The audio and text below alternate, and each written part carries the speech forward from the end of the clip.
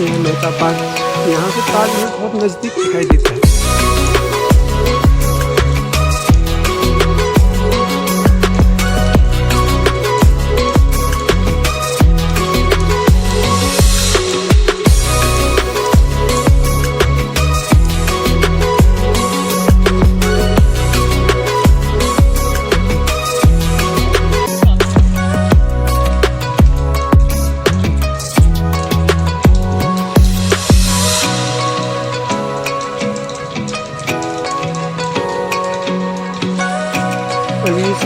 मेहता बाग में पत्थरों की लगाई का कार्य चल रहा है।